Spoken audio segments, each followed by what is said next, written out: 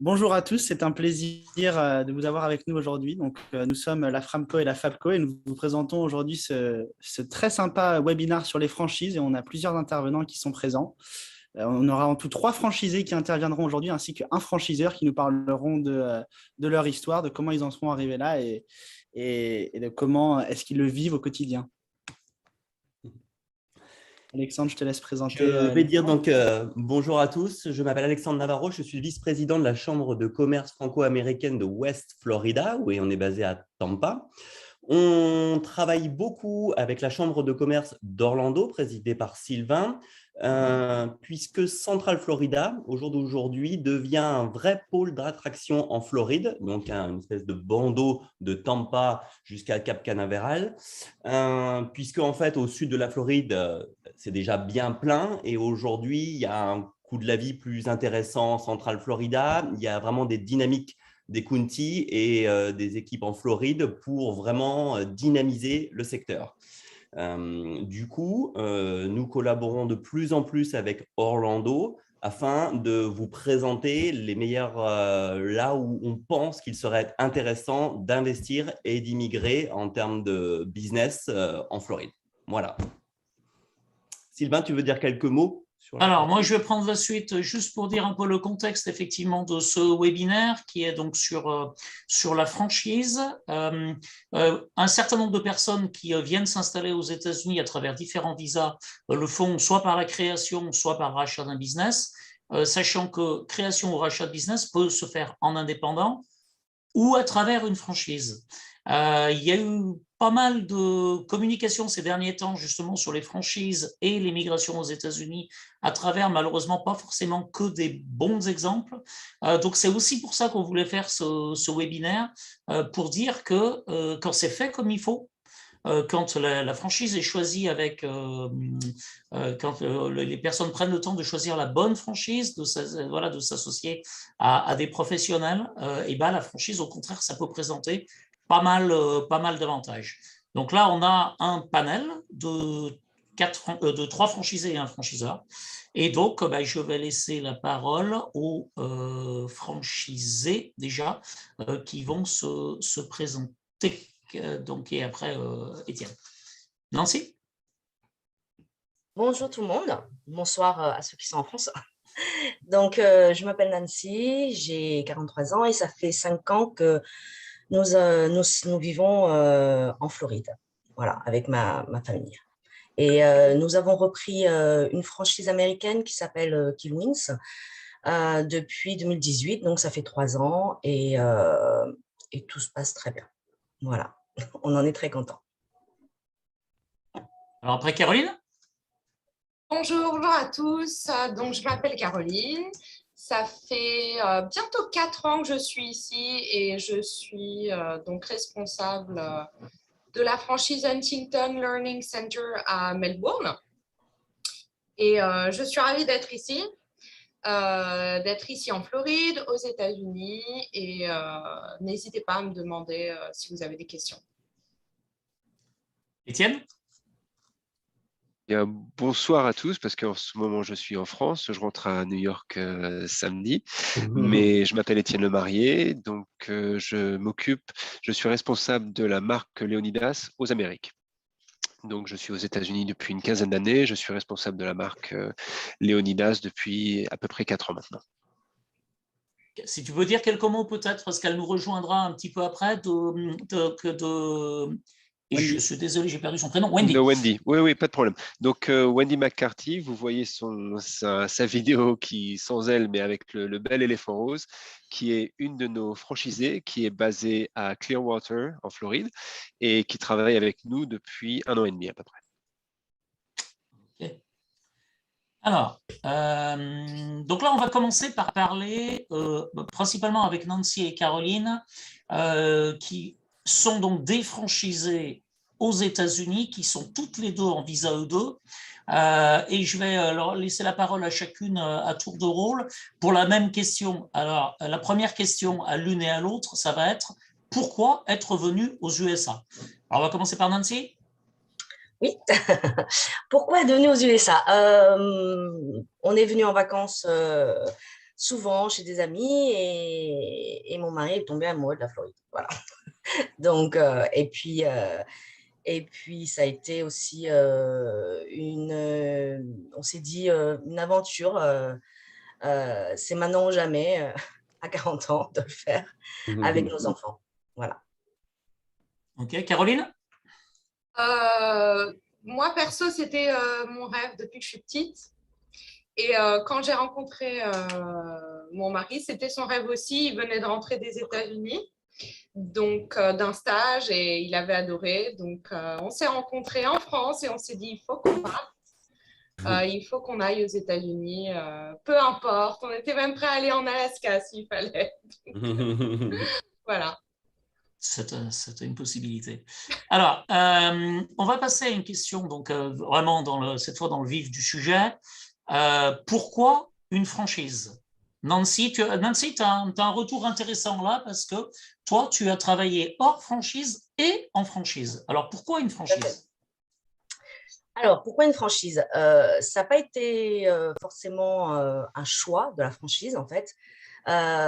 C'est donc quand nous sommes arrivés en visa E2, nous avions acheté un petit café français à Naples, qui se trouve à l'ouest des États-Unis.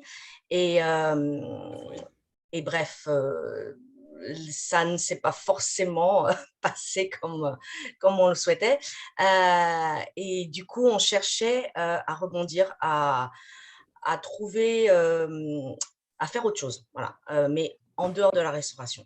Et du coup, on s'est posé pas mal de questions parce que on s'est dit, voilà, aux États-Unis, qu'est-ce qui marche, qu'est-ce qu'on aimerait faire et qu'est-ce qu'on est capable de faire aussi. Et du coup, on s'est dirigé vers la glace. Parce que, bon, Floride, glace, je pense que ça marche plutôt bien. Du coup, on a commencé à chercher. On t'a rencontré, Sylvain. Et ensuite, on a trouvé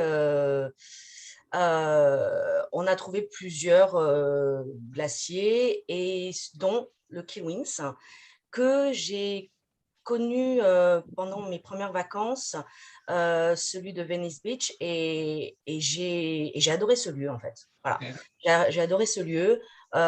Dès qu'on rentre, on a l'impression de redevenir en enfance, on sent tout ce qui est chocolat, tout ça, enfin les senteurs sucrées.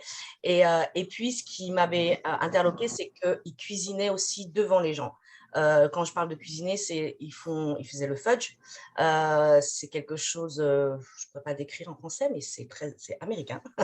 Et ils faisaient les pop-corn, tout ça. Voilà, il y avait entre guillemets un petit spectacle et qui en fait, voilà, qui fascinait les gens, qui plaisait.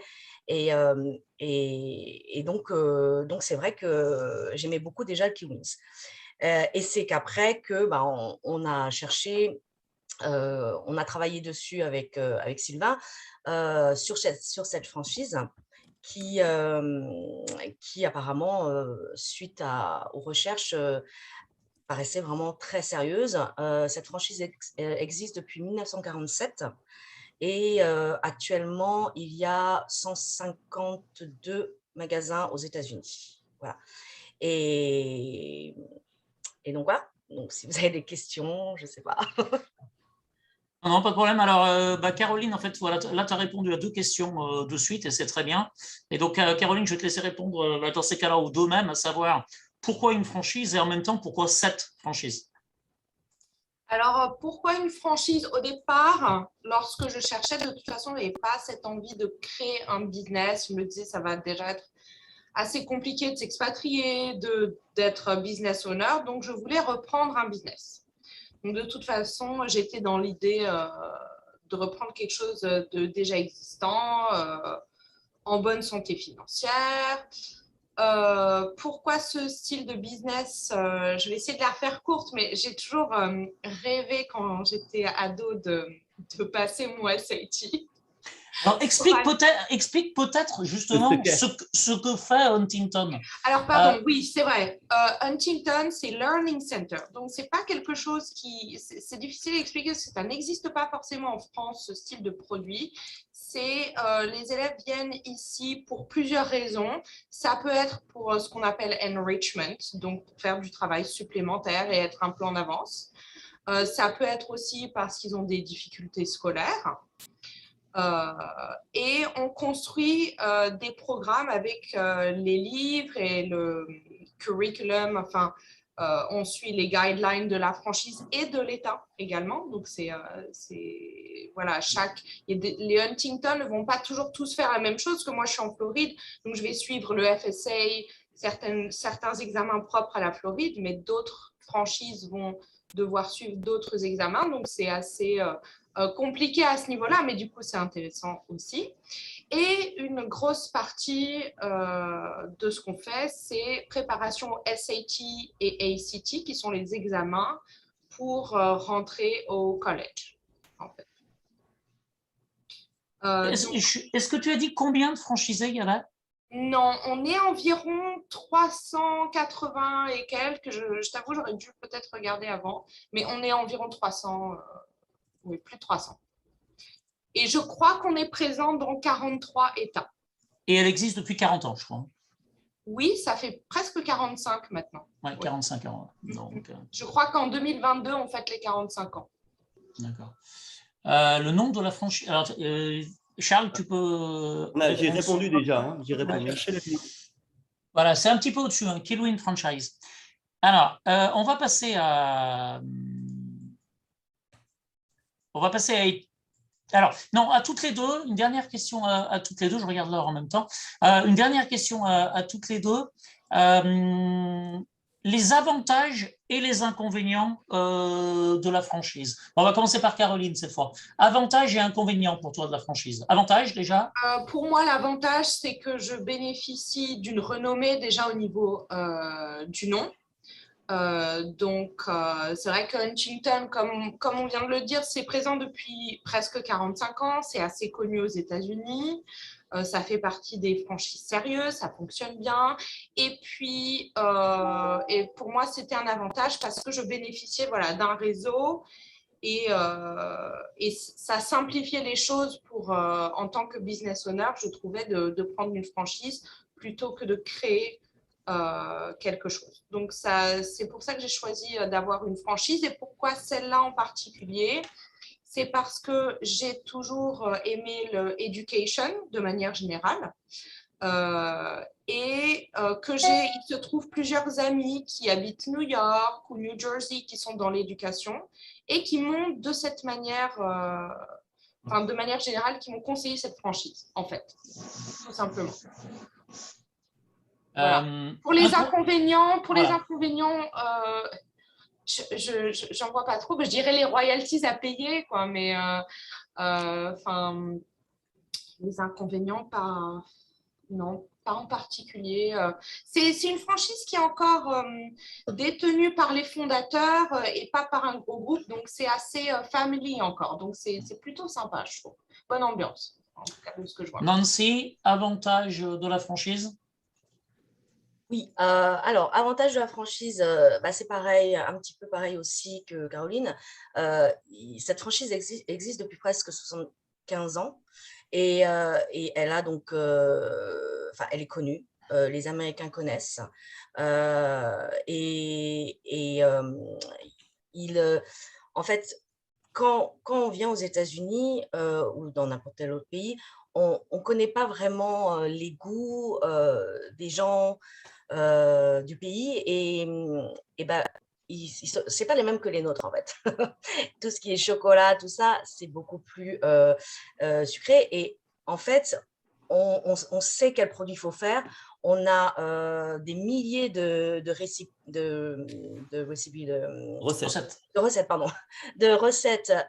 qu'on peut faire, qu'on fait et en fait, c'est vrai que c'est plus facile parce qu'on sait déjà ce qu'ils vont aimer, ce qu'ils ne vont pas aimer. Et puis en plus, chez Kiwins, il y a vraiment un suivi. on a comment dire, un consultant qui nous suit donc en Floride. Il vient 2 fois par an nous voir. On peut l'appeler à n'importe quel moment pour lui poser les questions. Voilà, on a vraiment un suivi de cette franchise. Et c'est aussi une franchise qui est plus ou moins familiale.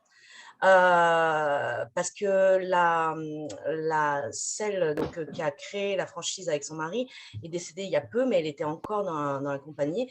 Et en fait, c'est un ami à eux qui ont repris vraiment cette entreprise et c'est une petite entreprise. Voilà, c'est pas non plus une start-up. Et ça, c'est sympa. C'est sympa. Ok, dernière question pour Nancy. Est-ce que tu vois des inconvénients? Alors, moi, non, personnellement. Mais après, il y a d'autres gens qui m'ont déjà dit oui, mais bon, tu es une franchise, donc tu ne peux pas vendre ce que tu veux dans le magasin. C'est vrai. Je ne vais pas pouvoir vendre, par exemple, certaines sortes de bonbons. Je ne vais pas pouvoir vendre des choses qui ne sont pas approuvées par Killmoons. Mais les choses approuvées par cette franchise est tellement large, en fait, qu'on a énormément de choix. Et puis je trouve que ouais, on sait ce qui marche déjà. Donc pourquoi voilà, aller chercher plus loin. Moi, ça me va en tout cas. Après, il y a des gens qui n'aiment pas forcément être restreints sur ce genre de choses. Mais bon, moi, personnellement, je vois pas non plus de négatif. Voilà. Ok. Je vais laisser la parole à Charles qui va parler avec Étienne. Mais Étienne est-il toujours là? Non, Étienne n'est plus là pour le moment. Je pense qu'il va se reconnecter dans un tout petit instant. Ok. Je reprends juste tant qu'on reprenne un petit peu. Les avantages et les inconvénients de la franchise, peut-être du coup le temps qu'Étienne arrive, faire un summary au global, pas par franchise, mais de ton point de vue, Sylvain, toi qui as accompagné beaucoup de personnes, au global, quels sont les avantages d'être en franchise et les inconvénients, quoi. Voilà. Est-ce que la franchise peut correspondre à des gens qui sont très entrepreneurs, veulent toujours aller chercher, veulent une certaine indépendance, par exemple, aussi? Est-ce que, voilà, des choses comme ça? Alors, clairement, c'est vrai que c'est pas forcément dans la mentalité française, la franchise. Donc, c'est un petit peu une des choses qu'on voit. Maintenant, clairement, dans le cadre d'une expatriation aux États-Unis, je crois que les deux l'ont bien démontré que ça facilite quand même les choses. À savoir que le produit, la marque est connue, la communication est prise en charge par la franchise. Or, communiquer avec les Américains, c'est pas communiquer avec les Français, c'est pas la même communication. Globalement, et puis je vois qu'Étienne est revenu, globalement, moi, ce que je vais dire, c'est que ce soit une création ou un rachat, une expatriation dans le cadre d'une franchise, d'une bonne franchise, j'en parlerai après, donc adossée à une marque connue aux États-Unis, adossée à un réseau, adossée à des gens qui sont là pour vous aider, ça multiplie les chances de réussite par beaucoup. Je vois aujourd'hui, moi, dans les personnes que j'ai accompagnées, ceux qui sont venus dans le cadre d'une franchise, encore une fois, je dis bien une bonne franchise, globalement réussissent beaucoup mieux que ceux qui ont créé ou repris un business indépendant. Charles, je te laisse. Pardon, avant de passer la main à Étienne, un point quand même très important pour ceux qui nous regardent. Passer à l'ambassade pour un visa E2 avec une franchise très connue, américaine ou européenne, il y aura beaucoup moins de questions, ça sera beaucoup plus smooth et il y a beaucoup plus de chances de réussir parce que quand on présente pour les prochaines années l'employabilité, etc., avec une franchise, l'officier à l'ambassade sait déjà plus ou moins de quoi il parle, quoi. Voilà. C'est clair. Qui Louise ou Huntington, il les connaît tous les deux, par exemple, Leonidas aussi. Je peux juste rajouter une chose. Justement, moi, quand on est venu sous visa, donc sous le business du restaurant, quand nous avons racheté le Cleewins, j'ai dû changer en fait. J'ai dû faire un amendement. C'est comme changer de parce que c'était plus dans la restauration. C'était dans de la revente, enfin voilà. Et donc, mon avocat m'a dit il fallait absolument que je change ça. Et l'avantage, c'est qu'on a pu faire ce changement en restant ici. Il a juste envoyé notre dossier à USCIS. l'USCIS, USCIS. Et on a eu l'accord en 2 jours. Ah oui, bah forcément qu'il wins Iconos. Ah, Étienne est de retour. Charles, à ton tour. Alors Étienne, je sais qu'il nous a préparé une petite présentation très sympa. Donc je t'invite à la partager à l'écran. Ça marche, je vais la partager. Je vais essayer d'aller assez vite parce que ma connexion est assez instable et je veux éviter d'avoir une présentation tronquée à cause de ma connexion. Donc voilà, hop. Est-ce que vous la voyez? Oui. Oui, alors, donc merci à tout le monde de me laisser présenter Leonidas. Donc, comme je vous ai dit, je suis responsable de l'entité Leonidas aux Amériques, donc Canada, USA et l'Amérique latine. Donc, j'y travaille depuis 4 ans. Donc, je vais vous présenter Leonidas très rapidement. Vous connaissez sûrement la marque qui est très présente en Europe. Je vais vous montrer ce qui marche pas et ce qu'on conseille quand on veut s'installer et quand on veut implanter un point de vente Leonidas aux États-Unis. Alors, donc, Leonidas, on est présent depuis une centaine d'années, depuis 1913. C'est toujours une société familiale. Donc, ce sont les petits-fils du fondateur de Leonidas qui sont toujours à la tête de l'entreprise. Aujourd'hui, nous avons à peu près 1100 points de vente dans le monde. Aux États-Unis, quand je suis arrivé, en Amérique du Nord, pardon, nous avions 25 points de vente. Aujourd'hui, nous en avons 55. Donc, Leonidas, c'est quand même une grosse boîte. On est 400 employés. Nous sommes le plus gros fabricant de pralines de Belgique. J'insiste bien sur pralines. On fait 5800 tonnes de chocolat par an. On a une grosse gamme, on a 50 références en permanent. Et en tout, on a à peu près 100 références avec les produits saisonniers. Nous sommes présents dans 32 pays. Et aujourd'hui, on se développe beaucoup en Amérique du Nord, aux Amériques, pardon. Et je vais vous expliquer pourquoi. Donc, Leonidas, en quelques mots, donc, nos produits sont très très bons. On n'utilise que du beurre de cacao, jamais d'huile de palme. Tout est fait en Belgique. J'insiste là-dessus. On a un seul site de production qui est à Bruxelles. Donc, certains fabricants, pas que de chocolat, mais de marques européennes, vont dire qu'ils sont faits, qu'ils viennent d'Europe, alors qu'en fait leurs usines sont en Chine, aux USA et tout. Nous, on est vraiment qu'à Bruxelles. Et nous sommes fournisseurs exclusifs de la Cour du Roi.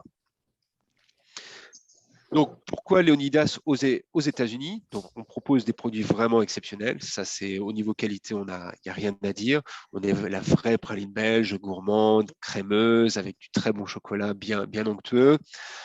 On a un support local que je suis, donc basé à New York, sur la côte Est. Pourquoi côte Est? Parce que ça nous permet d'être, évidemment, capable d'être sur le même fuseau horaire que les États-Unis. Évidemment, avec la Californie, on a 3 heures de différence, mais on reste très, très facilement joignable. Et on est aussi capable de communiquer avec l'entreprise en Europe avec 6 heures de décalage horaire. Aussi un support local pour nous permettre de...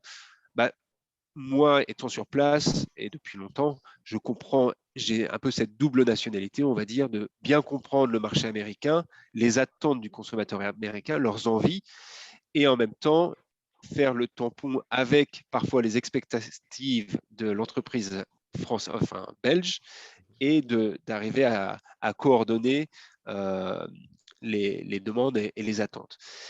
Donc, et aujourd'hui, pourquoi Leonidas? Pourquoi c'est un concept qui marche de mieux en mieux aux États-Unis? C'est parce qu'on arrive à proposer un concept flexible aux différents franchisés. Je vais vous expliquer pourquoi. Donc, au niveau de la différence entre Leonidas, Europe et Amérique, donc au niveau des produits, il n'y a aucune différence. Tout est fait en Belgique, à Bruxelles, dans la même usine depuis 100 ans. Donc là-dessus, il n'y a aucune différence. Donc, un store concept qui est intéressant pour les Américains. Pourquoi? Parce qu'aujourd'hui, en Europe, on a surtout des magasins qui vendent que du chocolat. Donc, un marchand, un chocolatier en Belgique va lui vendre 4-5 tonnes parce que voilà, c'est dans la culture d'aller chercher des pralines chez un chocolatier. Aux États-Unis, il y a eu des études de fait. 92% des Américains qui vont acheter des chocolats vont le faire dans une grande surface, alors que seulement 8% vont acheter leur chocolat dans une chocolaterie. Donc, moi, venir vendre un concept à quelqu'un qui veut investir dans la marque et lui dire « Ouais, vas-y, ouvre une chocolaterie, il n'y a pas de problème », je sais que dans 6 mois, il va m'appeler, il va me dire « Ça ne marche pas, je suis dans le rouge, je n'ai pas assez de clients ».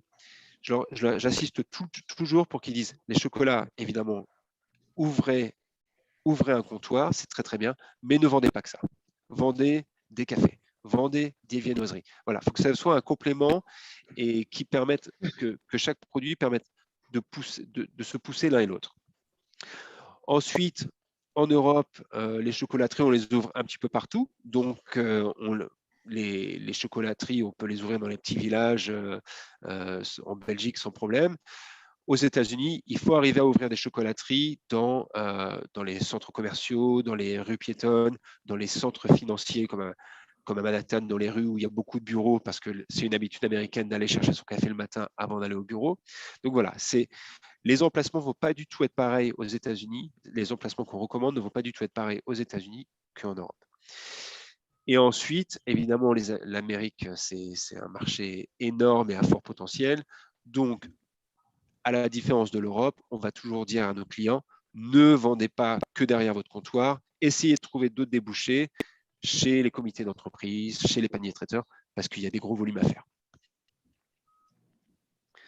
Donc, qu'est-ce qui fait la réussite ou l'échec d'un projet pour quelqu'un qui va ouvrir un point de vente Léonidas aux États-Unis? Donc, c'est d'avoir un bon personnel. Ça, c'est très important. C'est d'avoir quelqu'un, un responsable de magasin, enfin un investisseur qui va prendre le temps de former son personnel, de leur transmettre la passion pour la marque et aussi de se comporter à l'américaine, de montrer montrer qu'on va faire attention à eux et qu'on fait tout pour qu'ils puissent être impliqués dans la vente de la marque. Ça, c'est hyper important. L'esprit entrepreneurial, très important aussi parce que beaucoup d'investisseurs, et surtout de Belgique ou de France,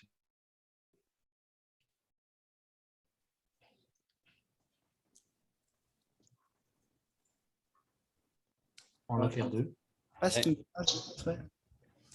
Il nous parlait de sa connexion, effectivement, il y a quelques instants. Donc là, il me semble que ça a coupé. Juste attendre un petit instant son retour.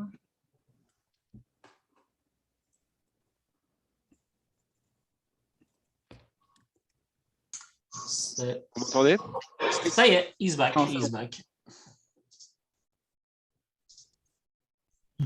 Allô, allô. C'est ce qu'on appelle les inconvénients du direct.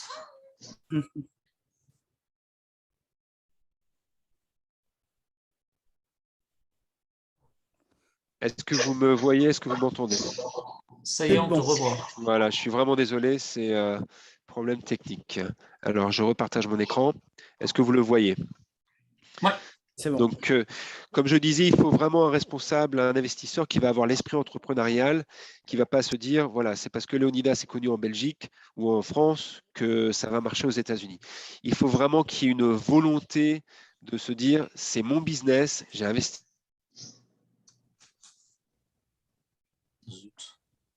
On a des petits soucis techniques. C'est ça d'habiter en Creuse. Oui, c'est la question que j'allais lui poser dès qu'il sera de retour, c'est où est-ce qu'il habite? Où est-ce qu'il est en France? Parce que normalement, la France est quand même le Wi-Fi. Ils ont quand même Internet, mais là, a priori… On était sur la fin, hein, mais Ouais. c'est dommage. Alors bon, on va essayer, comme il n'est pas là, on lui repassera la parole dès qu'il sera de retour. Quand on voit dans les échecs, la penser que la marque se vendra toute seule, ça c'est clair que c'est pour tout le monde. Hein. Si vous pensez que le business il tournera tout seul, ça ne marchera pas. Ah, non, il a carrément disparu cette fois. Il nous rejoindra dans quelques instants, mais je propose en attendant de poser les questions à sa franchisée qui est Wendy. Voilà. Donc, on va passer en anglais. So, Wendy, are you ready to answer a few questions for us? Yes, I am. Awesome, awesome. So you are working for Leonidas. You're not a franchisee. It's a different contract. And I think we'll come back to Etienne after to talk about this. But the first question I want to ask you is, why did you choose Leonidas? Well, I grew up in New York City and eating Leonidas in a couple of the shops in the city. And I fell in love with the chocolate, first of all. There's no chocolate like it. So anybody that loves chocolate and tastes Leonidas knows that it's such a good quality chocolate. So that was the first part. The second part, I moved to Florida and we opened a restaurant. But before that, we were in the beer distribution business. And we had mostly European beers, Belgian beers, German beers. And when we opened the restaurant, I wanted to bring Leonidas into the restaurant to pair with beers and wines and good food. So that's what we did, and it's been a beautiful pairing. So we've been building the brand for 1 year, and during COVID, and we've been doing very well with it. So we decided to open its own stores. So we're in the process of doing that right now, and we'll have a storefront, and we'll have more Leonidas products there. Awesome. So my next question would be, if you had the opportunity to do it again, are you happy with Leonidas, and would you take that opportunity to work with Leonidas again? Yes, they've been wonderful. Etienne has been just such a good person to work with as far as making sure I have everything I need. And if I don't understand something about the product, he's always there to answer me. His phone is always open for me. The importer has been wonderful. We speak on a weekly basis. And I order chocolates about every 2 weeks. Okay, that's all very interesting. So I understand that you're happy with your situation at the moment. Now, Yes. Do you see any inconveniences to working with Leonidas, or is it all happiness? Tricky question. Be careful No. with your answer, Wendy. Oh, you're back. Okay. The only disadvantage for me, being in the U.S., being American, and not speaking French, I think is not a plus for me. There is a woman that's in your chamber that has offered to teach me and start to teach me some French, which I think would only help me. But I don't see any disadvantages to this. It's only been a positive experience for me. The other thing I did want to add is one of the reasons that I did love Leonidas so much was I really love the history of Leonidas. And in my restaurant, I tell everyone that I give samples to how Leonidas started, who he is, and why he did what he did, and the love of chocolate, and to make it affordable to everyone. So I love his story. Okay. I think that's great, and you summarized your situation pretty well. And I think I know actually the member you're talking about who wants to teach you French, and I believe it could only help you to tell that. So thank you very much, Wendy. Oh, thank you so much for having me. It's a pleasure. It's a pleasure. So I think we will switch back to French now because Etienne, you cut, but I had a few more questions for you. Donc and also, maybe the question at the end, maybe Etienne wants to finish, and at the end, we will ask all the questions because we have another part. Mais tu peux parler français aussi, Alexandre. Moi, je vis qu'en américain quasiment. Veuillez m'excuser pour cette connexion. Je vais éviter de partager mon écran parce que peut-être que c'est ça qui fait bugger un peu. Mais je vais terminer. Donc, vraiment, le point sur lequel je veux insister, pourquoi c'est important d'avoir quelqu'un ici, c'est de vraiment permettre d'adapter notre offre aux consommateurs américains, de bien faire en sorte que quand un investisseur ouvre un point de vente Leonidas, on le dirige toujours vers la meilleure formule pour qu'il puisse avoir un bon retour sur investissement. Donc, on leur évite notre concept qui est le plus courant, c'est-à-dire avoir une chocolaterie pure et dure. On leur conseille toujours de vendre des viennoiseries, des glaces, du café évidemment, de de vendre vraiment des produits pas seulement complémentaires, mais qui vont attirer les gens pour vendre du chocolat, et de toujours faire goûter le chocolat, parce que les Américains, même s'ils ont voyagé, connaissent peu Léonidas. Donc, on aide beaucoup au niveau promotionnel, au niveau échantillonnage, pour que les Américains puissent comprendre pourquoi ça a un tel succès en Europe. Donc voilà, c'est vraiment important qu'on puisse, c'est vraiment important pour nous de les guider, sachant que pour la majeure partie des investisseurs, c'est souvent des économies d'une vie, c'est un rêve. Donc, on n'est pas là pour leur briser leur rêve, on est là pour avoir des bons partenaires et pour que ça s'inscrive sur le long terme. Et puis, plus ils durent longtemps, plus ils vendent de chocolat et plus nous, on leur vend de chocolat. Donc, voilà, c'est un win-win. Et alors, Étienne, il me semble que dans votre cas, c'est plus ou moins une franchise. Donc, est-ce que tu pourrais peut-être développer sur ça? Bien sûr. C'est ce qu'on peut qualifier de soft franchise, en fait. Voilà. Alors, donc, une franchise, on va prendre un exemple très connu qui va être Starbucks. Donc, les conditions d'entrée vont être beaucoup plus compliquées. Certaines franchises vont demander aux investisseurs de parfois acheter 2 emplacements. Il y a des droits d'entrée qui peuvent s'élever à plusieurs centaines de milliers de dollars. Il y aura aussi les royalties. Donc, il y aura des pourcentages sur les ventes qui sont redonnés aux franchiseurs. Nous, il n'y a rien de tout ça. Nous, on est une soft franchise. Et en fait, l'investissement initial sera fait par l'investisseur, donc pourra acheter tous ces matériaux comme le frigidaire, comme les différents petits équipements qui sont nécessaires pour vendre Léonidas. On parle d'un investissement initial qui se comprend entre 10 et 15 000 dollars. Mais donc, nous, on ne demande aucun droit d'entrée, aucune royalties. La seule chose qu'on demande, c'est de respecter la marque, de respecter le visual merchandising qu'on demande à avoir pour avoir une marque qui soit coordonnée sur l'ensemble du territoire. Donc, c'est-à-dire d'avoir certains posters derrière le comptoir, d'avoir un laminé, qui est des espèces de rayures sur le bas du comptoir, et de respecter le prix maximal de revente, parce qu'on demande à nos clients de ne pas vendre au-dessus d'un certain prix. Alors, c'est un prix qui leur laisse quand même une marge conséquente, mais on ne veut pas que Léonidas soit vendu à 250 $ le kilo. On veut qu'il y ait un prix, un plafond, pour éviter de trouver le Léonidas vendu à des prix complètement fous.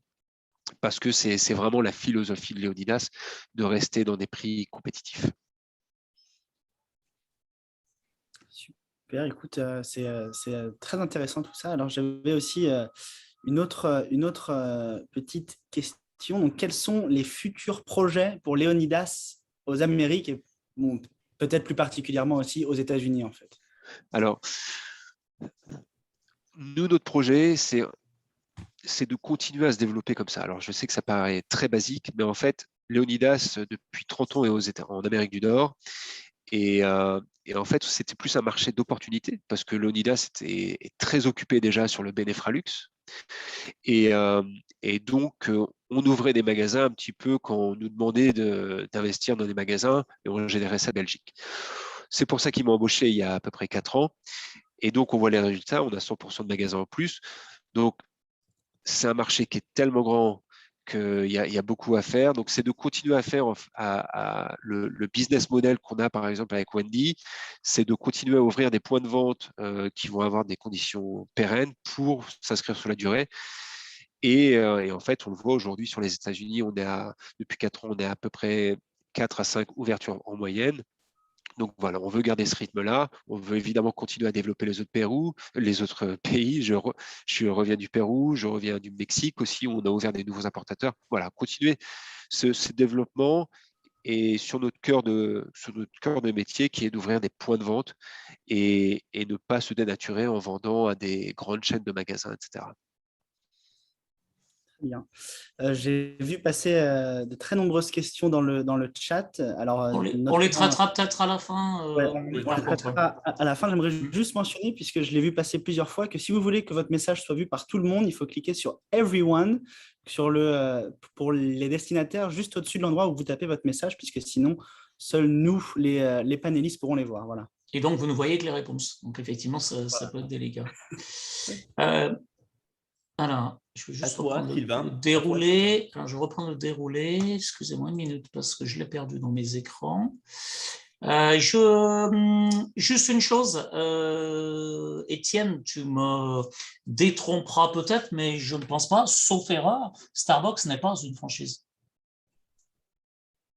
Starbucks, tout leur appartient en propre. D'accord. Ouais, Oui, c'est des succursales. Ouais, c'est des non, ce succursales. sont Ouais. des succursales. Je confondais avec Dunkin' Donuts. Alors Dunkin' est par Dunkin', définition Grosse différence. véritablement le mode franchise, mais parce que pourquoi je dis ça? Je dis ça parce que j'ai régulièrement des gens qui me disent est-ce qu'il y a un Starbucks avant? Et je leur dis non, si vous voulez acheter un Starbucks, il faut tous les acheter en une fois. Le problème, c'est que le budget n'est pas le même. Alors, je vais même aller un tout petit peu plus loin. Il y a eu quelques franchises, sauf erreur, une quinzaine de franchises Starbucks. En tout et pour tout, elles appartiennent à Sylvester Stallone, Arnold Schwarzenegger. C'est quelques très grandes stars qui en sont propriétaires. Les rares fois où ça arrive sur le marché, c'est quelques millions. Donc voilà, mais sinon, non, Starbucks, c'est véritablement, ce ne sont que des succursales. Alors, ce que je ne sais pas, par contre, c'est ce qu'il en est dans les autres pays, parce que je suis sûr à 100% pour les États-Unis, mais je ne sais pas pour les autres pays, si par exemple en France, c'est des franchises. Je ne le pense pas, hein, je pense qu'ils sont propriétaires de tous leurs établissements dans le monde. Alors, on va juste enchaîner, et de toute façon, on échangera sur ces sujets aussi, hein. L'idée n'est pas que je monopolise la parole et j'ai reperdu mon écran. Voilà, l'idée n'est pas que je monopolise la parole. En 5 à 10 minutes, moi, je vais vous parler effectivement des franchises aux États-Unis et comment choisir une franchise. Alors là, je parle des vrais, entre guillemets, des vraies franchises, pas des soft franchises, des franchises qui ont vraiment l'acceptation totale du mot franchise. Alors, il y a une chose qui est primordiale dans le cadre d'une franchise, c'est un document qui s'appelle le FDD, le Franchise Disclosure Document, c'est la Bible du franchisé. Donc ce document, vous devez l'obtenir, vous devez l'étudier avec grande précision, parce que ce document-là, il est juste primordial. Ce que je vais faire, c'est que je vais essayer de partager un de mes écrans. Voilà, je vais partager cet écran. Dites-moi si vous le voyez. Oui. Alors là, le FDD, le Franchise Disclosure Document, quels sont les 23 items du Franchise Disclosure Document? Bon, un FDD, c'est régulé par la FTC, donc l'organisme qui régule le business aux États-Unis, en gros la FTC, ce qui charge les consommateurs, Trade on Consumers. Donc, un FDD doit avoir impérativement ces 23 items, mais dans ces 23 items, je vais vraiment vous dire de vous focaliser fortement sur un certain nombre. Très clairement, l'item 1 qui décrit le franchiseur, l'item 2 qui décrit l'expérience du franchiseur, l'item 3 qui va dire si le franchiseur a des procédures en justice en cours ou passées aux États-Unis, l'item 4 qui dit s'il y a eu des bankruptcies, c'est-à-dire des dépôts de bilan. Après, c'est un certain nombre d'éléments, le 5, 6, 7, c'est un certain nombre d'éléments relatifs aux fees, donc ça, au coût de la franchise. Bien entendu, il faudra les étudier. On arrive au 8, qui est l'item qui définit toutes les restrictions que vous pourriez avoir. Vos obligations, le financement. Le 12, qui est un élément, le territoire de la franchise, ça, c'est un élément primordial. C'est-à-dire que quand vous êtes franchisé, vous avez un territoire d'exclusivité. Selon les franchises, c'est un rayon, c'est un county. Alors, par exemple, on peut vous dire que vous avez l'exclusivité sur un rayon de 5 miles autour de l'emplacement où vous êtes.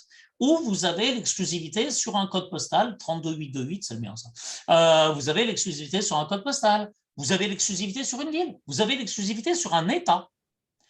Je vais citer une franchise qui ne donne pas du tout d'exclusivité. Subway. Quand vous prenez une franchise Subway, Subway peut installer un Subway à 100 mètres de chez vous. Et ils le font. Et aujourd'hui, Subway est une des franchises très délicates aux États-Unis. Il y a énormément de Subway à vendre. Il y a peut-être des raisons. Donc ça, le territoire, élément primordial. Bon, après un certain nombre d'éléments, l'item 16, qui est encore là aussi, est-ce que vous avez le droit de vendre ou non. Le 19, le 19, la franchise va dire, voilà, normalement, un franchisé fait telle et telle et telle performance financière. Là-dessus, il faut aller vérifier si c'est cohérent. Et ça, typiquement, ça va être le rôle des personnes qui vous accompagnent. Si une franchise vous annonce qu'elle fait une marge de 95% sur ses pizzas, je donne un exemple, bon, c'est pas compliqué, la marge brute sur une pizza, elle est de 75%. Si cette franchise vous dit non, moi chez moi c'est 95, il va peut-être falloir se poser des questions quand même. Il n'y a pas de pâtes sur cette pizza ou il y a un truc, quoi. Il y a un truc qui est bizarre. Ou alors il n'y a que de la pâte. Donc ça, c'était sur les financial performance. Item 21. Alors ça, très concrètement, c'est un des éléments que je regarde avec le plus d'insistance. C'est la santé financière du franchiseur. Vous n'avez pas envie de signer avec une franchise dont le franchiseur est en très mauvaise posture financière, perd de l'argent, n'a plus de fonds propres, n'a que des dettes et va disparaître. Il y a actuellement des franchises qui disparaissent. Il y a des franchises qui se mettent en bankruptcy, qui disparaissent purement et simplement. Pour les franchiseurs, c'est pas une très bonne situation quand ça se passe.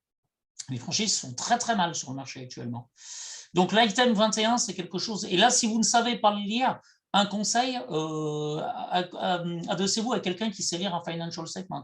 Financial statement, c'est bilan compte de résultat. C'est pas, voilà, ça s'appelle profit and loss et balance sheet en anglais, mais voilà, faut savoir les lire. Donc là, on a fini avec les éléments. Ce FDD doit vous être remis 14 jours avant que vous signiez. Vous devez avoir ce document-là dans vos mains 14 jours avant de signer. En France, ça s'appelle le DIP. Je ne me rappelle plus ce que ça veut dire, DIP. Mais en France, ça s'appelle le DIP pour les franchises. Ça existe aussi en France et c'est la même durée. Et ça s'appelle le DIP en France. Document, je ne sais plus. Voilà. Je continue vite. Donc alors maintenant, on a fini avec le FDD.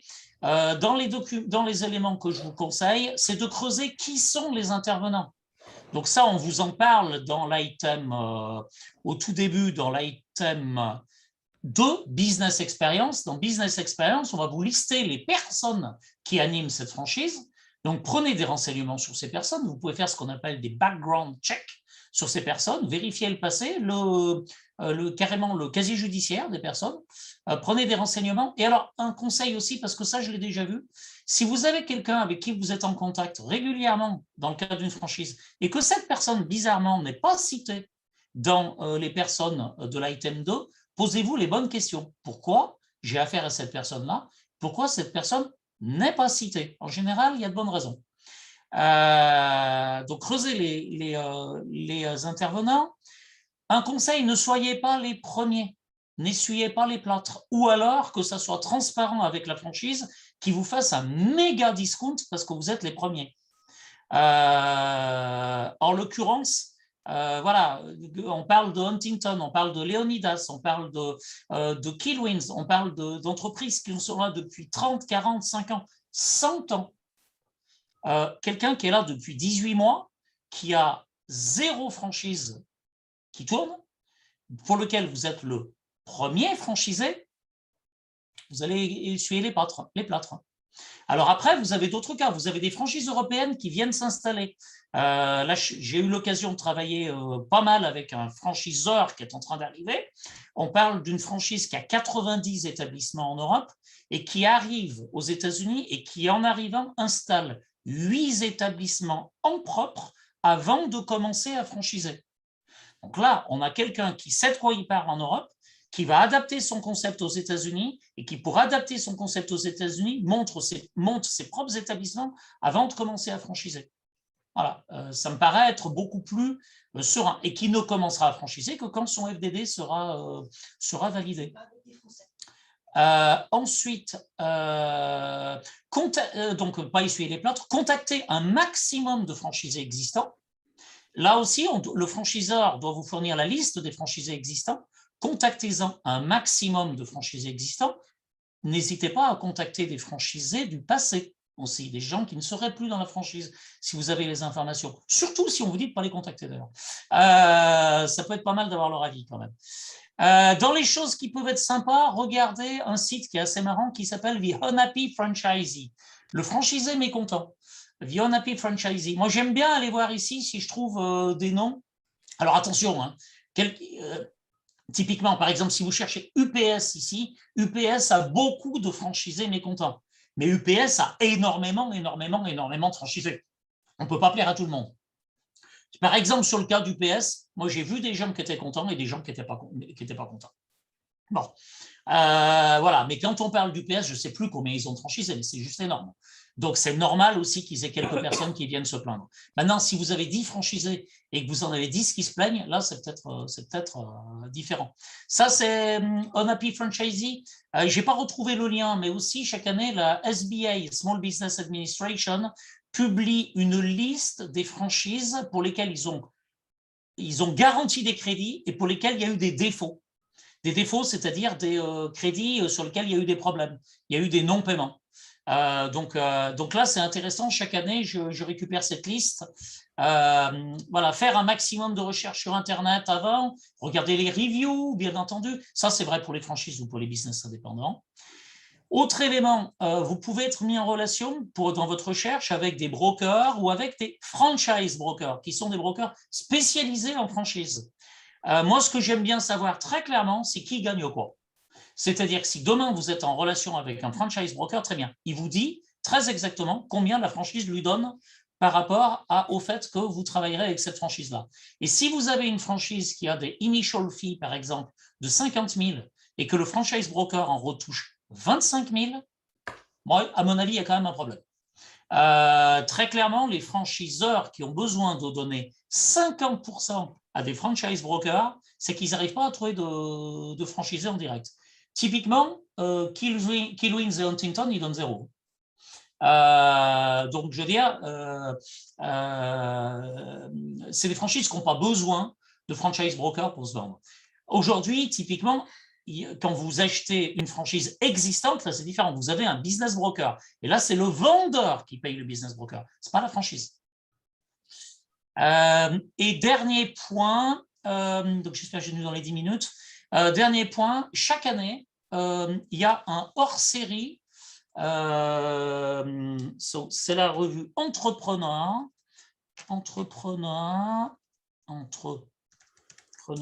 Franchise 500. Ça sort tous les ans, c'est en janvier. Vous pouvez le commander de France sur Amazon, il est en général. Donc, c'est la revue Franchise 500 Entrepreneurs, c'est janvier. Image, je ne sais pas si j'ai la couverture là, de cette année. Ouais, le voilà. Ça, c'est celui de cette année. C'est bien parce que alors là, vous avez 500 franchises qui sont décortiquées. Et c'est une bonne base, c'est une très très bonne base d'information. Moi, je l'ai sur les 10 dernières années, donc en plus, je peux voir les évolutions des franchises. J'ai fini. Merci beaucoup en tout cas Sylvain pour ton intervention. On passe aux questions.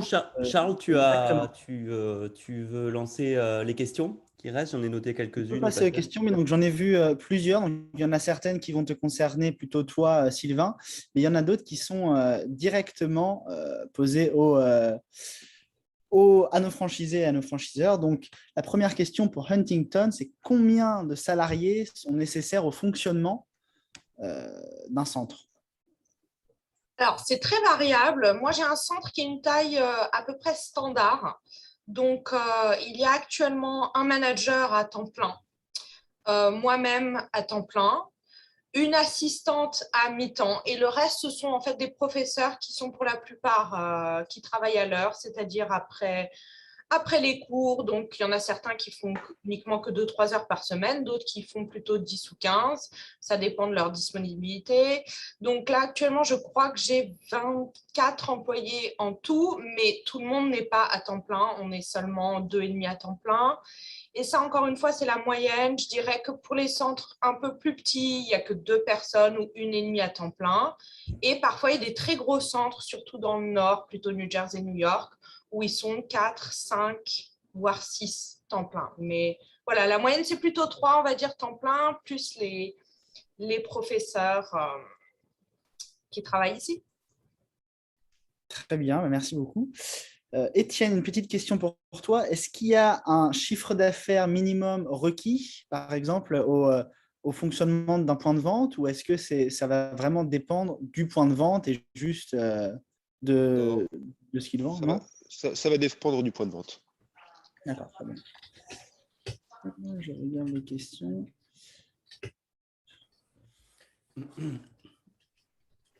On a une question intéressante, mais j'ai dit là, ce serait probablement plus un avocat qui répondra. La première partie, c'est ouvrir une franchise. Sous quel visa?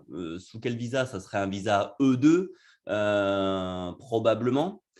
Après, la personne est sous visa L aujourd'hui et quelle démarche nécessaire le cas échéant pour switcher? Auquel cas, là, je pense que ce sera un avocat qui répondra plus. Je peux pas, j'ai des éléments de réponse, mais je ne me permettrai pas de répondre, quoi. Voilà. Et puis, on va de toute façon, je pense, organiser d'ici la fin de l'année dans les webinaires à venir. On a quand même un certain nombre d'avocats d'immigration autour de nous. Membres de nos chambres. Donc, on va voir pour organiser quelque chose vraiment spécifique, justement, voilà, immigration au sens large, visa Edo, visa L, visa, voilà, etc. Immigration au sens large, on va organiser quelque chose comme ça, étant entendu que malheureusement, actuellement, c'est quand même assez compliqué avec la situation dans les ambassades. Une autre petite question pour Nancy et Caroline, et je ne sais pas si vous allez accepter de dévoiler tous vos secrets, entre guillemets, mais quel investissement initial a été nécessaire pour commencer cette franchise? Est-ce que c'est uniquement pour la franchise ou franchise plus les autres frais inhérents au déménagement? Enfin, si c'est juste pour la franchise, je dirais pour Huntington, de manière générale. En Floride, c'est peut-être un peu moins coûteux, on va dire entre 150 000 et 300 000, c'est une bonne fourchette pour démarrer une franchise Huntington. Je pense en Floride. C'est 150 000, ça me paraît être le budget vraiment minimum. Très bien. Nancy? Oui, désolée.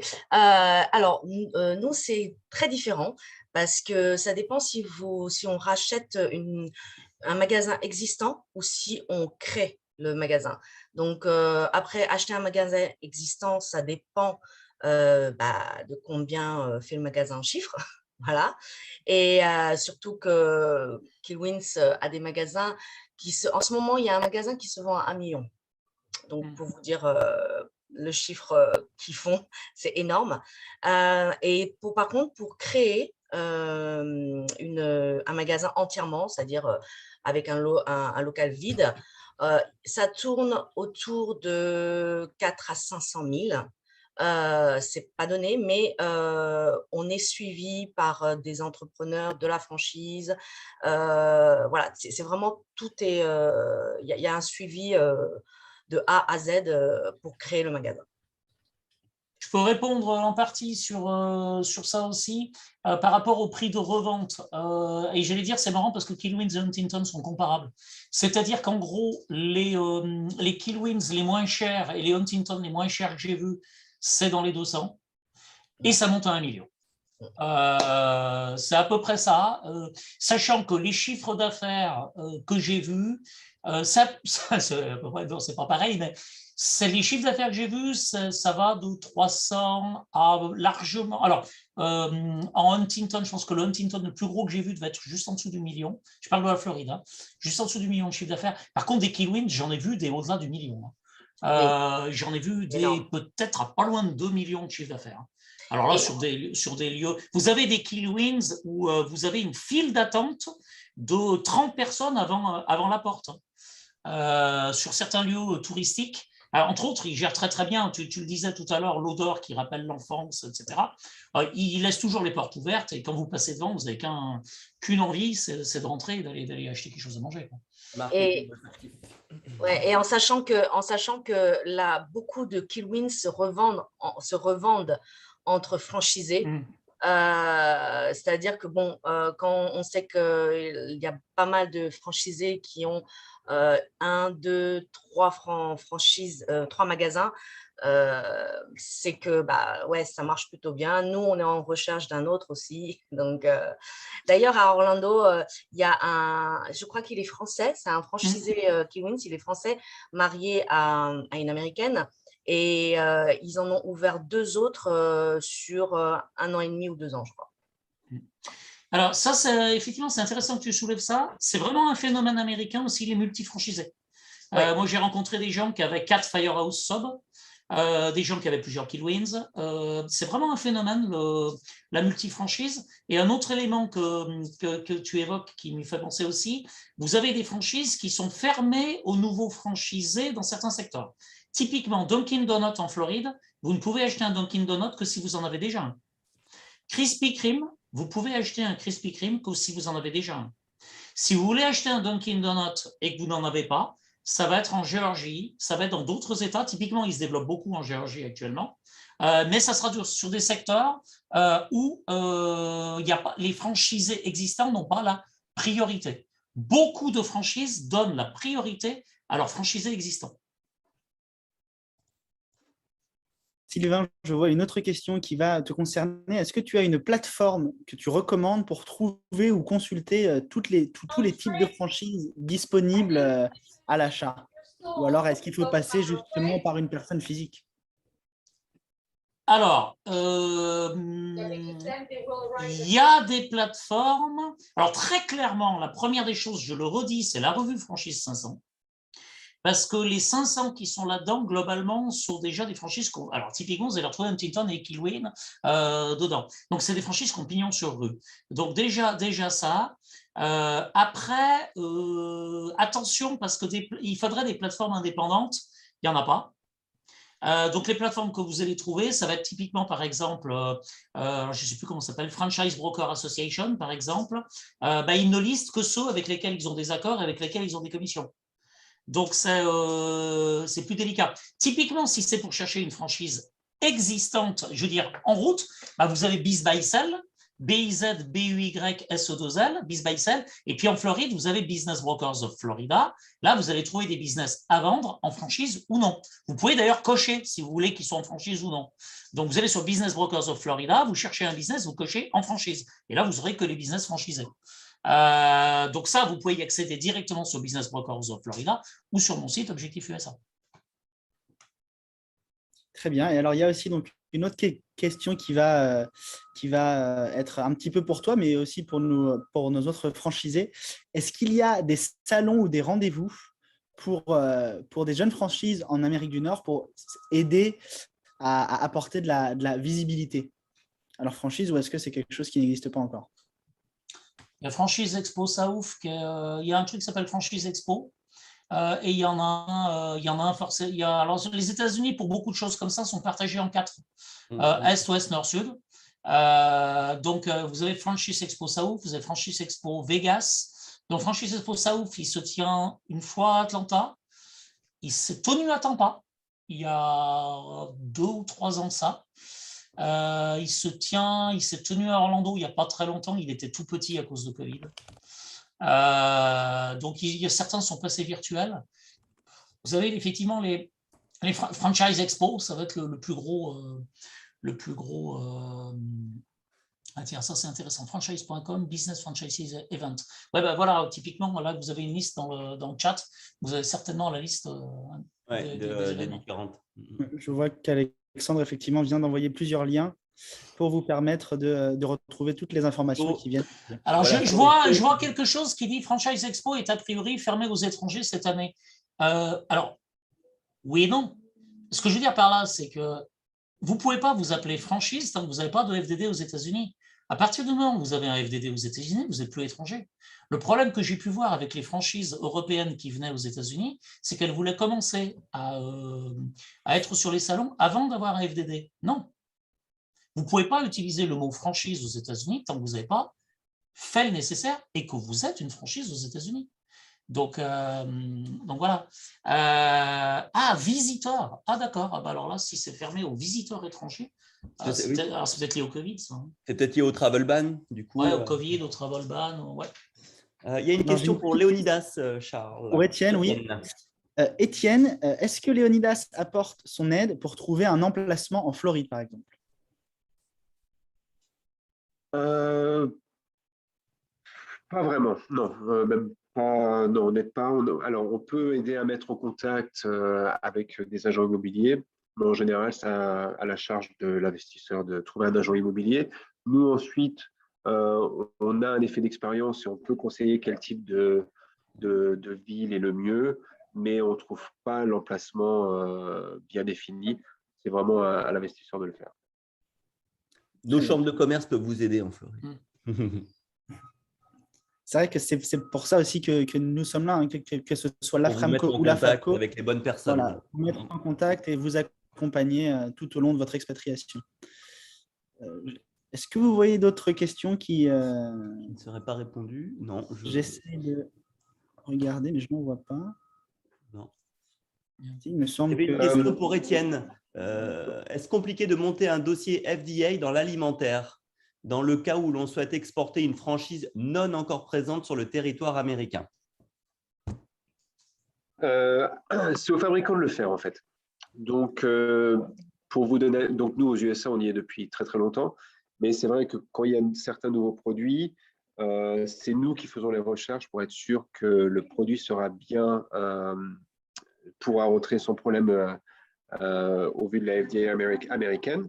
Maintenant, si, en fait, pour tous les nouveaux pays, on le fait. Par exemple, pour le Pérou, c'est nous qui faisons les recherches. Avec l'aide de l'importateur, ça doit vraiment aller dans les deux sens pour être sûr que les produits seront OK pour entrer développés par les douanes. Là, on vient d'avoir un exemple avec le Mexique où tous les produits ont pu rentrer, mais on vend aussi des packaging pour nos chocolats.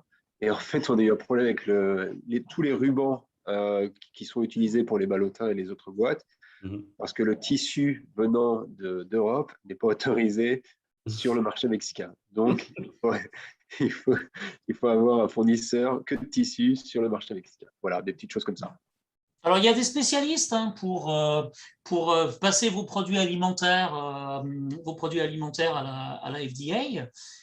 Moi, j'ai eu une expérience là-dessus qui alors, a été une expérience assez compliquée d'une franchise d'ailleurs qui a joué et qui a perdu. Voilà, c'est-à-dire qu'ils ont fait, alors c'était pas pour des aliments pour humains, c'est des aliments pour animaux. Ils ont commencé à importer des produits aux États-Unis. Ils ont passé les produits à la FDA. Ils ont fait deux belles boulettes. Alors, il y en a une, c'était plus qu'une boulette quand même. À savoir qu'en gros, il y a un certain nombre de produits qui étaient interdits en Europe. Ils ont déclaré leur composition. Il n'y a pas eu d'analyse faite par la FDA. C'est du déclaratif. Ils ont déclaré leur composition. Puis comme ils se sont rendus compte qu'il y avait des produits qui étaient interdits aux États-Unis, ils ont oublié de les mettre dans la composition. Ce qui devait arriver est arrivé. C'est qu'à un moment donné, un de leurs concurrents s'est rendu compte de ça, a écrit à la FDA a saisi du produit, a fait l'analyse, a vu qu'il y avait des produits interdits aux États-Unis. Résultat, les containers suivants, ils sont restés bloqués. Ils ont au final été brûlés d'ailleurs. Donc ça, c'est la première anecdote. La deuxième anecdote, c'était les emballages. Les emballages, il faut se normer aux États-Unis. Il faut mettre les choses en pound. Ça, c'est une bonne galère quand même, parce que le système impérial par rapport au système métrique, c'est quand même un peu catastrophique. Enfin, c'est le pound par rapport au kilo, le inch par rapport au centimètre. Enfin bon, il faut mettre aux normes américaines avec tout ce qui est aux normes américaines. Et entre autres, il faut mettre les dates de péremption aux normes américaines, parce que ça peut amener à des confusions entre le 10 mars et le 3 octobre, par exemple. Donc, faut mettre. Donc oui, il y a des spécialistes. Il y a des spécialistes pour passer les produits à la FDA. Et il faut effectivement s'assurer. Par exemple, quelque chose qui est considéré bio en France n'est pas forcément considéré comme bio, ici on dit organique, aux États-Unis, parce que les normes du bio ne sont pas les mêmes. D'un côté, je ne sais plus de quel côté, d'un côté, le trajet est pris en compte. De l'autre côté, le trajet n'est pas pris en compte. Ouais. Donc, typiquement, il y en a qui amènent des savons qui sont considérés comme bio en France, et ils ne sont pas bio aux États-Unis. Et inversement. De toute façon, les règles sont bien moins drastiques. Dans nos produits bio qu'on paye relativement cher ici, on trouve des pesticides, des colorants. Hein. Donc, voilà, ce n'est pas du tout les mêmes normes et ça ne peut pas être comparable. Je rebondis sur une autre question pour toi, pour vous. Quelqu'un qui dit « Je m'engage sur 10 ans avec une franchise et cela ne marche pas. Comment faire? Dois-je toujours payer la franchise et les droits tous les mois ?» Comment ça se passe pour avoir une rupture avec une franchise? Est-ce qu'on peut transformer le point de vente? Voilà, des choses comme ça. Faut une rupture à l'amiable. Hein. Ici, quand on a signé un contrat, on n'en sort pas, sauf à faire quelque chose à l'amiable. Alors, sauf à pouvoir démontrer que le franchiseur, alors ce que j'ai vu dans un certain nombre de cas récents, hein, démontrer que le franchiseur n'avait pas du tout rempli ses obligations. Alors là, par contre, ça se finit au tribunal. Hein. Et alors, malheureusement, là, la difficulté quand ça se finit au tribunal avec une franchise, c'est qui dit franchise dit droit fédéral. Et donc, droit fédéral dit procès cher. Mais non, globalement, généralement, quand vous êtes parti avec une franchise, vous êtes parti,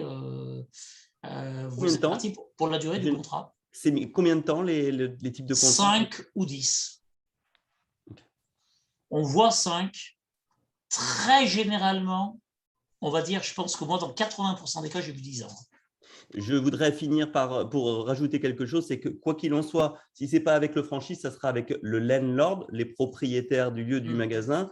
Et contrairement à la France, quand on signe un lease, et Dieu sait que c'est le cas, on est pieds et poings liés. On ne peut pas sortir du lease. En général, on signe des leases sur 3, 4, 5 ans et on ne peut pas sortir du lease. Et notre caution, même si on ferme, on continuera à payer pendant 2 ans jusqu'à la fin du lease, sauf si on trouve un repreneur pour les lieux, etc. Et même quand parfois il y a un repreneur ou même simplement quand on vend son affaire, on est souvent obligé de rester caution pendant quelques mois ou 1 an, selon les négociations qui sont faites entre l'acheteur et le vendeur et les business brokers. On est souvent obligé de rester caution.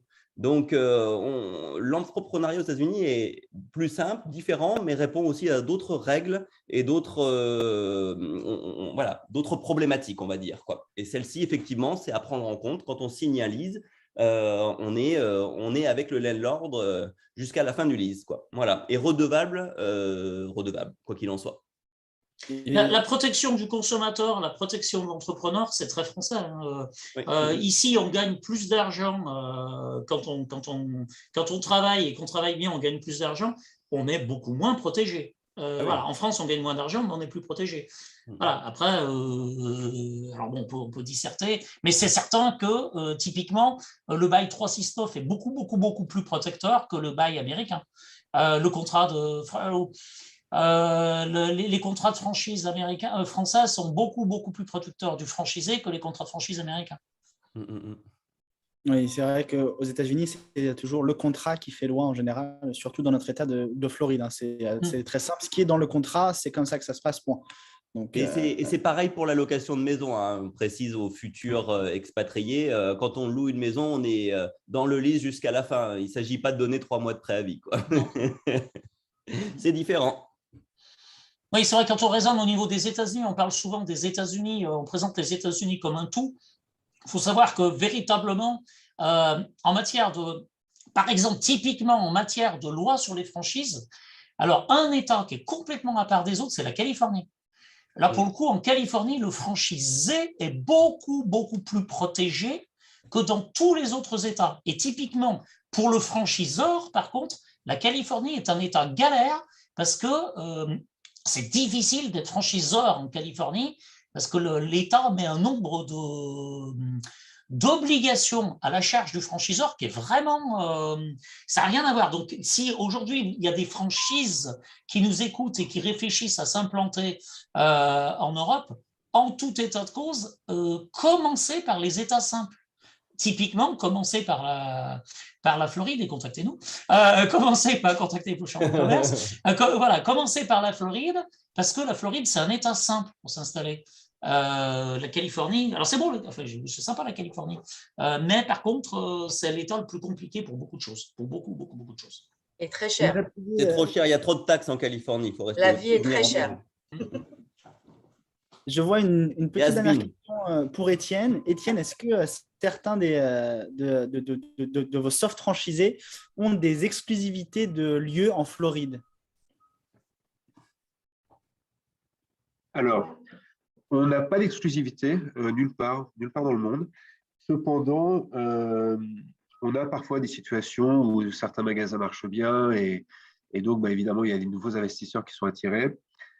Nous, on est toujours dans l'optique où on ne va pas commencer à embêter les magasins qui marchent bien. Donc, on n'a pas d'exclusivité légale, on va dire. Mais par exemple, dans le cas de Wendy, précisément, il y avait un investisseur qui voulait ouvrir juste à côté de Clearwater. Et j'ai dit non, parce que Wendy fait du bon boulot. Et par respect, puis pour avoir une vision sur le long terme, on ne va pas commencer à laisser ouvrir un magasin qui va lui faire du mal pour finalement fermer les deux dans un an. Donc, pas d'exclusivité légale, mais on reste très, très attentif à ce genre de demande et surtout à faire attention à ne pas faire du mal à nos franchisés déjà établis. Ça, c'est du bon sens. Et c'est très exactement le bon sens que Subway n'a pas actuellement, qui fait que Subway est en train de plonger. Parce que typiquement, le premier reproche que font tous les franchisés à Subway, c'est de dire on a investi des dizaines, des centaines de milliers de dollars à tel endroit, et vous en avez monté un 100 mètres à côté. Typiquement, voilà, ça, la réponse d'Étienne, c'est du pur bon sens. Il n'y a pas de raison d'aller installer quelqu'un juste à côté si justement il y a quelqu'un qui fait du bon boulot. Voilà. Alors, si je peux me permettre, pardon Sylvain. Donc, évidemment, c'est toujours un petit peu ennuyeux parce que, bah, évidemment, on veut développer la marque. Maintenant, donc, on a eu un autre investisseur qui, lui, veut ouvrir à Tampa. Donc, Tampa, ça commence déjà à être un peu plus éloigné que de l'endroit où voulait ouvrir notre investisseur. Donc, dans ces cas-là, on dit oui, malgré tout. Si c'est une quarantaine de kilomètres, ça va. Cependant, par respect et par courtoisie, on a prévenu Wendy. On lui a dit, voilà, écoute, on va ouvrir un autre point de vente. Par contre, c'est à 45 minutes de ton point de vente. On pense que ça va générer de la brand recognition, la notoriété de marque. Donc voilà. Mais on fait toujours très, très attention. Et tu as raison, Sylvain, il faut vraiment utiliser le bon sens et avoir un bon sens commercial pour éviter de générer des tensions alors que là où il n'y en a pas besoin. Et puis de se couper de certains partenaires sur le court ou moyen terme. Bien, merci beaucoup en tout cas à tous. Je pense qu'on a fait le tour des questions. J'aimerais… Oui, Alexandre? Non, c'est bon, tu l'as mis. On pourra retrouver le replay, quoi qu'il en soit, sur les chaînes YouTube des chambres de commerce et d'Objectif USA. Donc, je pense que c'est tout bon. Voilà. En tout cas, voilà, j'aimerais dire un grand merci à nos franchisés, Caroline, Nancy et bien sûr Wendy, mais aussi aux franchiseurs, Étienne, qui nous ont animé ce webinaire avec passion. Et je pense qu'il y a eu plein d'informations très intéressantes qui sont sorties de ce webinaire. Et on espère, les chambres de commerce, que cela pourra aider beaucoup de Français qui aimeraient pouvoir venir ici et ouvrir une franchise ou en tout cas juste s'expatrier. Voilà. Merci à vous. Bonne journée. Merci à tous. Bonne soirée. Merci à vous. Au revoir. Au revoir.